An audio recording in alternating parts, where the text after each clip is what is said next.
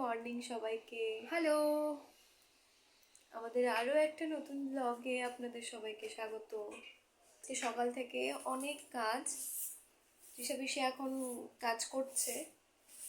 সারা ঘর বাড়ি পরিষ্কার করতে হবে।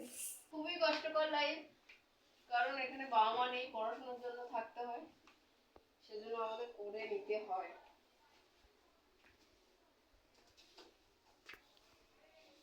বুঝতেই পারছেন, যেগুলো বাবা মা ছোটবেলা থেকে করে করে বাবা মারা করে এসছে দেখেছি, এখন সেই কাজগুলো আমাদেরই করতে হচ্ছে। একটা সময় পরে মেয়েদের এগুলো করা উচিত, কারণ এগুলো মেয়েদের একটা একটা পড়াশোনার পাশাপাশি এগুলো শিখে রাখা উচিত, কিন্তু ভাবিনি যে এইভাবে সবকিছু শুরু করতে হবে। তো এখন আমাকে এই এত জামা প্যান্ট কাচতে হবে, যেহেতু ওর কাজগুলো কমপ্লিট করেছে, তো এখন আমাকেই পরিষ্কার করতে হবে এতগুলো। ঘরের অবস্থা খুবই খারাপ। তো বেড গোছানো কমপ্লিট, এখন এইগুলো সেই ভেজাবে, অলরেডি স্টার্ট হয়ে গেছে।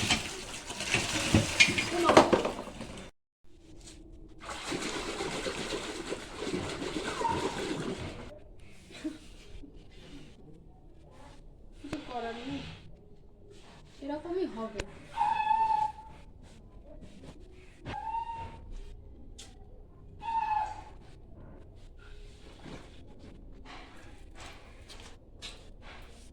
কতদিনের জামা কাপড় দেখেছিস, কতগুলো।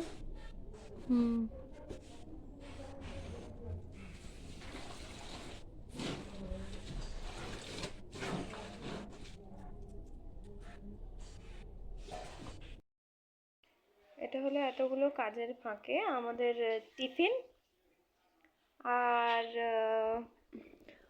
ওনারটা তো উনি আগে থেকে খেয়েই রেখেছেন। পেয়ে গেছে, এই যে টুকরোটা।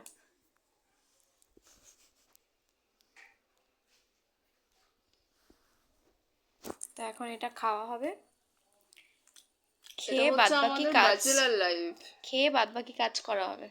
এখনো প্রচুর কাজ বাকি আছে। এটা খেয়ে রান্না আমাদের আজকে হবে কিনা আমরা জানি না, কারণ আমরা এটাকেই কাটাবো।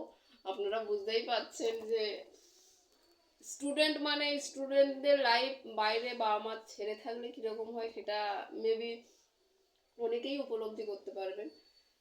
তাও বাবা মা ছেড়ে আছি, রান্না হয়তো রাতের দিকে করব। এখন এটা খেয়ে এখনো প্রচুর কাচাকুচি বাকি আছে, ওগুলো কমপ্লিট করব, তারপরে স্নান করব, তারপরে রান্না বান্না করব, অনেক কাজ, এখনো প্রচুর কাজ একদম। তো আমরা দুজন চান করে খেয়ে দিয়ে সারা পুরো কাজ কমপ্লিট করে নিয়ে ও ফোন ঘাঁটছে, আর আমি এখন ফোন ঘাঁটবো। তো তারপর